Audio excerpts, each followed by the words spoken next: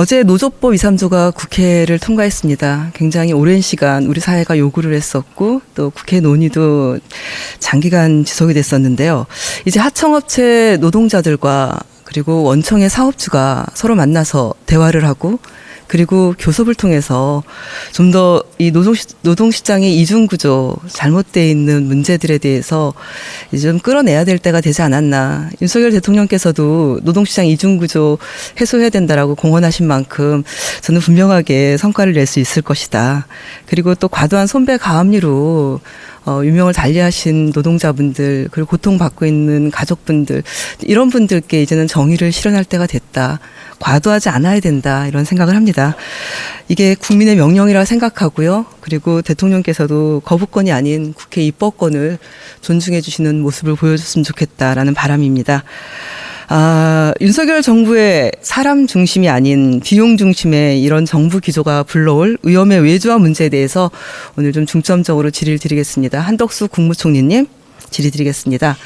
총리님, 구의역 사망사고 당시 울부짖던 어머니 목소리 혹시 기억나십니까?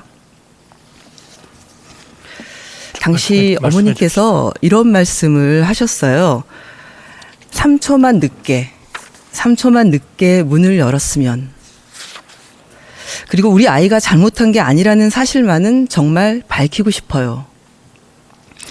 사고가 발생하면 항상 그 원인을 노동자 개인의 탓으로 돌리던 우리 사회에 던지는 뼈아픈 목소리였습니다. 사고 이후 어머니 말씀, 당부 말씀을 좀 기억해야 될 텐데요. 비용 절감보다는 생명 존중 가치가 우선시되는 사회가 되도록 바꿔나가야 된다. 이렇게 말씀하셨습니다. 총리님, 윤석열 정부는 비용 절감보다 생명 존중 가치를 우선시하고 있습니까? 그건 당연한 얘기 아니겠어요? 네, 우리 감사합니다. 국민의 목숨보다 더 중요한 게 어디? 근데 본의원의 눈에는 생명 존중보단 비용 절감을 우선시하는 것처럼 보입니다. 지난 10월 23일 오세훈 시장이 국회 국토교통위원회 국정감사에서 서울교통공사의 경영 합리화를 위해서 2026년까지 공사 직원 2212명을 감축하는 인력 감축안을 이행하겠다는 입장을 밝혔습니다. 간접적이고 비핵심적인 업무는 자회사에 위탁하겠다는 계획을 발표한 상태고요. 안전 문제를 우려한 노조가 반대하면서 현재 파업 중에 있지 않습니까? PPT 화면을 좀 봐주십시오. 인력 조정하겠다는 비핵심 업무 조정안입니다. 역사 및 터널에서 누수가 발생하면 정비를 한다거나 터널 내 선로에 있는 자갈을 정비하는 업무로서 안전 운행에 직결이 되는 그런 업무입니다.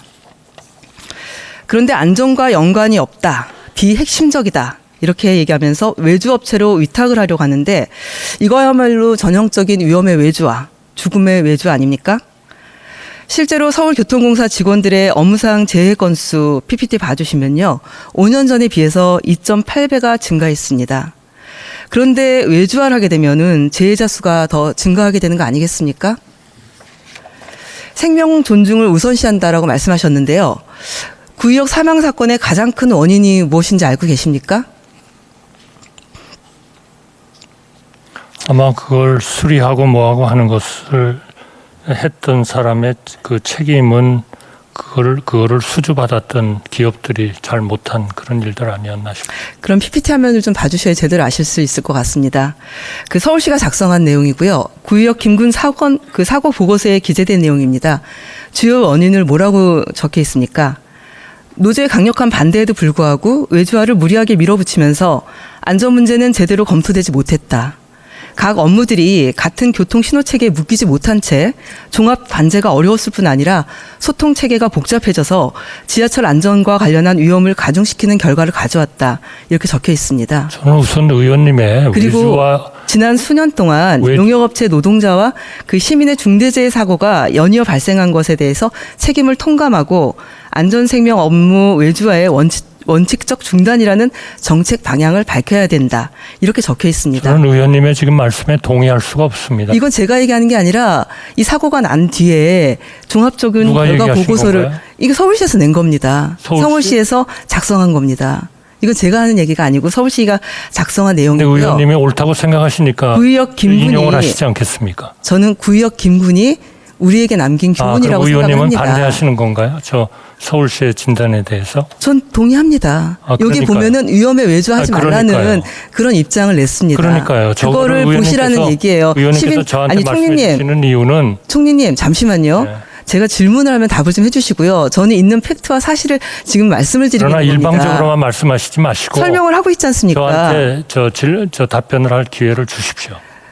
제가 지금 윤석열 정부가 지금 거꾸로 가고 있다라고 말씀을 저는 그렇지 드렸습니다. 않다고 생각합니다. 그럼 혁신기관 가이드라인은 뭡니까? 인력 감축하고 업무 다 외주 위탁하겠다라고 하는 건데 이거 생명 존중 안 하겠다는 윤석열 정부 기조 아닙니까? 답변 드릴까요? 공공기관 혁신 가이드라인 뭡니까? 답변 드릴까요? 교통공사뿐만이 아닙니다. 다른 답변 기관들도 드릴까요? 계속해서 인력 감축하고 업무 위탁하고 있으니까 위험의 외주화가 이게 확산될 게 불보듯 뻔하기 때문에 제가 교통공사를 통해서 말씀을 드리는 건데 답변 드릴까요? 생명 존중하시겠다면서 인력 답변 줄이고 드릴까요? 위험의 업무 외주하고 있는 거 아닙니까? 답변 드릴까요? 말씀해 보십시오. 의원님의 그런 외주화가 바로 안전에 대한 그 인식 결여 이렇게 생각하는 거는 전혀 안 맞는 얘기입니다. 그럼 외주화 계속 하시겠습니까? 아니, 어떻게 해서 전부 그럼 다 외주화 돼서 전부 다- 노동자들 전부 다 죽고 직접 산업 하면- 안전 문제 생기면은 총리님 책임지실 겁니까? 아니 직접 하면 책임지실 위치 있습니까? 아니, 직접 노동자가 죽고 나면 무슨 아니, 소용이 있습니까? 직접 하면- 예방을 해야 되는 거 아닙니까? 의원님 예방을 하기 위해서는 위험한 업무는 외주하면 안 된다는 걸 제가 말씀드리는 겁니다. 그것이 지금 본 의원이 주장하는 걸 반대하시는 겁니까? 반대합니다. 그것이 원칙. 그게 문제입니다. 총리님은 지금 한 해 천만에요. 2,000명이 넘는 노동자가 죽고 있습니다. 산업재해로. 왜 죽죠? 왜 책임 안 지십니까? 그렇죠. 2,000명이 넘는 것에 대해서는 안전에 대한 투자도 더하고 그리고 안전에 대한 노력을 해야 되는 거지. 그게 어떻게 외주화하고 똑같습니까? 산업안전보건법이 바뀌고 중대재해예방법이 만들어졌습니다. 그리고 3년이 됐는데도 여전히 노동자들이 현장에 죽고 있습니다. 그런데 위험한 업무를 실제로 외주하는 것이 분명히 영향이 있다라고 서울시에서 구의역 김군이 죽고 나서 이런 보고서를 냈단 말입니다. 그것조차 부정하는 거 아닙니까? 지금 아닙니다. 총리께서는. 제대로 된 회사에 외주화하고 저는 그 외주화가 본 의원은 안전에 대해서 이렇게 신경을 반복되는 쓰도록 죽음에 해줘야죠. 대해서 의원님. 정부에서 책임 있게 역할을 하시라는 건데 이렇게 무조건 강변하시는 태도는 정말 안 좋습니다. 의원님 그렇게 일방적으로 얘기하는 일방적인 게 것도 안 되죠. 아니죠. 서울시 보고서를 말씀드렸는데 그걸 부정하는 듯이 말씀하시잖아요. 제 생각이라고. 아니 의원님이 의원님 생각이라고 하셨잖아요 방금. 아니 무슨 말씀이세요? 서울시 보고서를 말씀드렸는데 아니, 동의하신다고 그 부분에 그러셨잖아요. 그럼 동의하신다고. 서울시 보고서 동의 안 하십니까, 총리님은? 아니 저는 딴 의견도 동의 있을 안 수 하세요? 있다는 말씀을 드리는 거죠. 지금 국민들이 보고 있습니다. 총리님이 노동자 의원님. 생명을 얼마나 경시하는지 의원님. 지금 이 자리에서 증명하고 있는 겁니다. 국민들이 작년 의원님께서 10월에 얼마나 일방적으로 말씀하시고 저는 그래서 계시는지 상시 지속적인 정말 업무라든지 실망하고 계실 위험한 업무에 겁니다. 대해서는 되도록이면 정규직들이 해야 된다 이런 말씀을 드리고 싶은 거고 법적으로 그런 부분들을 좀 강제하는 게 필요하지 않냐. 그런데 총리께서는 그런 부분들도 지금 부정하시는 겁니까? 그러니까 그거를 너무 일방적으로 도그마틱하게 생각하시면 안 된다 하는 말씀. 총리님. 저는 국민 모두가 이용하는 이런 친숙한 대중교통수단, 지하철, 이거 시민 안전과 관계된 데 아닙니까?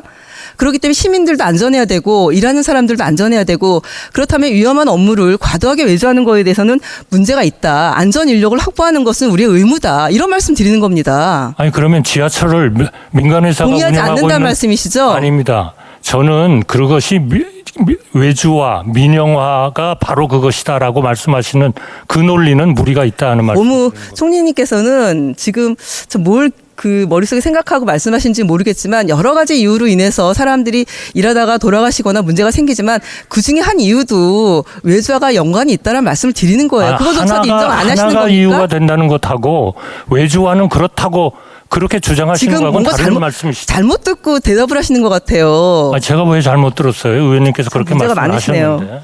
윤석열 정부 왜 이렇게 법까지 위반하면서 노동조합을 적대시하는지 설명하실 수 있습니까? 노조가 증오의 대상입니까? 아니 법을 이거 불법도 아니고 단협에도 의무로 명시되어 있는 그리고 또 중기재정소에서도 26년까지 지급이 예정되어 있는 노조 사무실 임대료 제공입니다.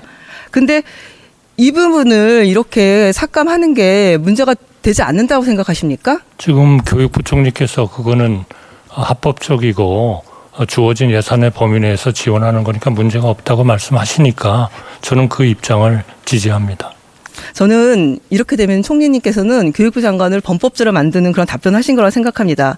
단체 협약은 뭐 엿장수가 바꿔먹는 그런 것이 아닙니다. 지키라고 그것도 정부가 사용자의 의무를 다하기 위해서 만들어진 건데 이렇게 교육부 장관께서 단협을 위반하는 그런 일을 하면 되겠습니까? 예산 사항은 단협 위반이 아니고요. 계속 제가 지금 예산 말씀드립니다만 사항을 말씀드리는 게 아니지 않습니까? 사무실 운영 지원 하게끔 돼 있는데 그 예산이 삭감이 됐는데 그렇게 되면은 지원을 못 하는 거 아니지 않습니까? 계획이 있으십니까? 네, 뭐 말씀하신 지금 교사 노조 같은 경우에는 조합원 수가 급증을 했기 때문에 뭐 전혀 문제가 없다고 저희들이 같은 판단한 말씀을 겁니다. 계속 반복하시는데요.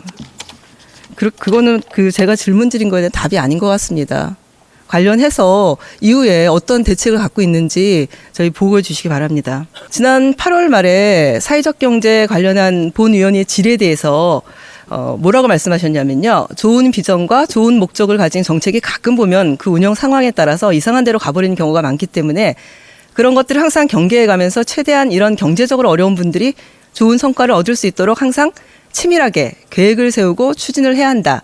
혹시 이렇게 답변하셨는데 기억나십니까? 네, 기억합니다. 그 당시만 해도 정부의 구체적인 예산안이 확인되지 않았기 때문에 대한민국 국무총리님 말씀이기 때문에 반신반의했는데 PPT를 좀 봐주시면요. 윤석열 정부는 대한민국 사회적 경제의 사회적 기업을 거의 몰살하는 수준의 예산안을 국회에 제출했습니다. 2024년 사회적 기업 지원 사업과 사회적 기업 육성 사업 예산이 총 762억인데 전년도 1,726억 대비 약 963억, 55.8%가 삭감됐습니다. PPT 화면에 지역 특별회계 사회적 기업 육성 사업 예산이 약 476억 배정되어 있지만 이것은 기존에 약정됐던 인건비 잔여분이기 때문에 기존에 약 1,000억 원 정도의 사회적 기업 인력 창출에 따른 인건비 지원 예산은 사실상 전액 삭감된 것입니다. 총리님, 이런 예산안이 과연 국민들 보시기에 그리고 전국의 약 20만 사회적 경제인들이 보기에 정말 총리님 말씀처럼 치밀하게 기획하고 추진한 예산안이라고 볼 수 있습니까? 재정의 여유만 충분히 있다면 어떤 그 용도에 불문하고 지원을 해야 되겠죠. 그러나 그런 상황은 아니기 때문에 우리 기재부에서 엄밀하게 검토를 했으리라고 봅니다. 적어도 사회적 기업이라면 인건비 정도는 그 감당할 수 있어야 되지 않느냐 그런 답변을 하는 그런 나중에 그런 원칙에 따라서 기재부가 네. 조정했으리라고 생각합니다. 네. 근데 이제 고용노동부 우리 장관님도 그렇고 총리님도 그렇고 이렇게 일방적이고 또 이렇게 막가파식 사회적 기업 지원 중단 사업을 중단하는 것은 사회적 기업 지원 패러다임을 육성해서 자생이라고 지금도 뭐 인건비 얘기하시는데 이렇게 강변하고 있기 때문에 생긴 문제라고 생각합니다. 총리님, 사회적 기업 지원 근거법의 정확한 법률명이 무엇인지 아십니까? 주시죠. 사회적 기업 육성법입니다. 이 법의 목적은 제1조에 사회적 기업의 설립과 운영을 지원하고 사회적 기업을 육성하라는 것이라고 의원님 명확하게 나와 너무나 있습니다. 잘하시죠. 또 동법 5조에 노동부 장관은 5년마다 사회적 기업 육성 기본 계획을 수립할 수 있도록 되어 있습니다.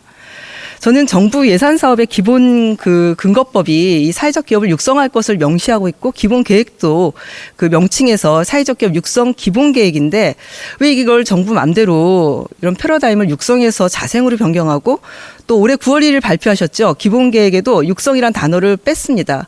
실제로 저는 이해가 안 갑니다. 법이 있는데.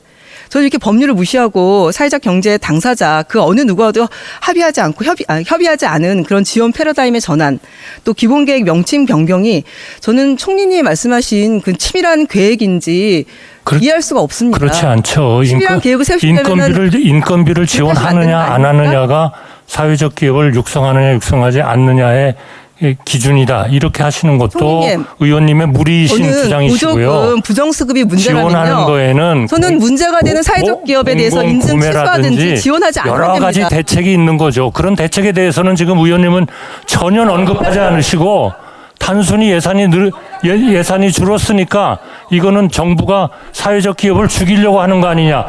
그건 좀 약간 억지에 가까우신 주장이십니다.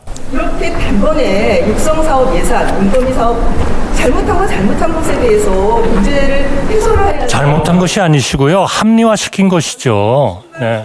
노동자들을 실업자의 나락으로 빠뜨리는 것입니다. 절대로 그렇지 않습니다. 경쟁력 있는 사회적 기업들 다 공공구매를 통해서 다 생존할 수 있어요. 그러나 인건비마저도 국가의 지원을 받으면서 국민 세금을 받으면서 해야 되겠다. 그건 조금 문제인 거죠. 네. 세우신다는 게 결국은 취약계층에 있는 노동자들 실업자를 만들고 그렇지 않죠. 의원님께서 다 실업자가 된다는 거는 너무 일방적인 말씀이신 거죠. 직접적인 지역의 생계와 그 지역의 취약계층 주민들의 일자리가 달린 중요한 문제이기 때문에 우리 의원님들께서도 소위 논의 과정에서 신중하게 살펴보시고 전액 삭감된 사회적 기업가 육성 예산 사업과 사회적 기업 지원기관 예산 사업에 대해서 분명하게 원상 회복시킬 수 있도록 부탁을 드리는 바입니다.